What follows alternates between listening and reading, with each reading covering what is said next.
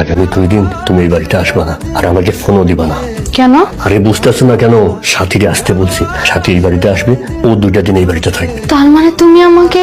আরে বাবারে, তুমি তো আমার সব, তুমি আমার লক্ষ্য। শোনো, সাথী আমার কথা মতো তার হাজবেন্ডের কাছ থেকে 20 লাখ টাকা নিয়ে আসতেছে। কত বড় ব্যাগ খেলাম, আমি যেমনি যেমনি কইছি, হ্যাঁ এমনি টাকা লই আইতেছে। ব্যাগ খেলনা, এই টাকা যখন নিয়ে আসবে, ওরে রাইকে আমরা টাকাটা নিয়ে তুমি আর আমি শহর চলে যাবো। সত্যি তো? আরে সত্যি মানে 1 সত্যি, 2 সত্যি, 3 সত্যি। কি শব্দ হইলো? জানি না। তারা আমি দেখতেছি সর্বনাশ হয়ে গেছে। সাথী তো আমাদের সব কথা শুনে ফেলাইছে। তাহলে টাকা? তুমি এক কাজ করো, আগে যাও ওর কাছে, টাকাটা নাও। কিরে ভাই, পল্লকে ধাক্কা খাইলি? ও আমার বাড়ি থেকে রাগ করে আইছি, ওরে আমি বাড়িতে লইয়া যাই, ও আমার ঘরে বউ। ও যদি তোর বউ হয় তাহলে আমি কে? কি উল্টা পাল্টা কথা কইতেছেন ভাই? আপনি কি? আমি এটা কেমনে করে কমু? এইটা আমার বউ, এইটা আমি জানি। আরে বেটা, ও তোর বউ না, ও আমার বউ। তুই সেই বলদটা, তাই না? যে বাসর ঘরে বউরে টাকা দিছস, আর তোর সেই বউ টাকা নিয়ে আমার কাছে আইছে, তাই না? আচ্ছা যাই হোক, ওটা যেহেতু তোর বউ, তুই তোর বউরে নিয়ে যা, টাকাটা আমারে দিয়ে দা, হিসাব বরাবর। টাকা যেহেতু আমার, বউ আমার, দুইটাই আমার। এতগুলো টাকা তুমি ওকে দিয়ে দিলে? টাকা তো তুমি ওরে দেওয়ার জন্যই আনছিলা। না প্রভু, শোনো, আমার কাছে তোমার থেকে টাকার মূল্য বেশি না। তারপর কি চিন্তা করলা? কই যাবো এখন? কোথায় যাব আমি?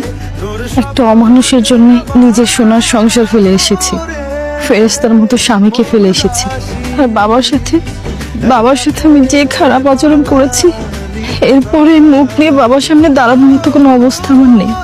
আমি এখন কোথায় যাব, কার কাছে যাব, কিছুই জানি না। দেখো না, আমি ভাবতাম মানুষের জীবনে টাকাই সব, টাকার মোহে পড়ে আমি একটা অমানুষে পরিণত হয়েছি, মানুষকে মানুষ হিসেবে মূল্যায়ন করতে পারিনি। আমি ভাবতাম টাকাই বোধহয় মানুষের সুখের খনি, কিন্তু না, এখন এই পর্যায়ে এসে এত বড় একটা ধোঁকা খেয়ে বুঝতে পারছি মানুষের এক জীবনে আসলে টাকার প্রয়োজন নেই, একটা ভালো মানুষই যথেষ্ট। তুমি যে তোমার ভুল বুঝতে পারছো, এটাই বড় কথা। যে বুঝে শুনে অন্যায় করে তার ক্ষমা হয় না, আর যে না বুঝে ভুল করে তার জন্য সবসময় ক্ষমা হয়। তুমি আজ যে ভুলটা করেছো সেটা না বুঝে করেছো, আর না বুঝে ভুল করলে আল্লাহ ক্ষমা করে দেয়। আমরা তো সেখানে কিছুই না। কোথায় যাব আমি? তুমি এখন তোমার বাবার কাছে যাবা। তুমি যদি তোমার বাবার সামনে দাঁড়াও, দেখবা বাবা সব ভুলে গেছে। একটা ব্যাপার কি জানো, সন্তান যত ভুলই করুক, বাবা মার সামনে দাঁড়াইলে বাবা মার চোখে সেই ভুল থাকে না। তারা ক্ষমা করে দেখেই তারা বাবা মা, তারা আমাদের জন্ম দিয়েছে, এটা মনে রাখবা।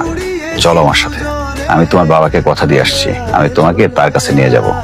আসো আসো।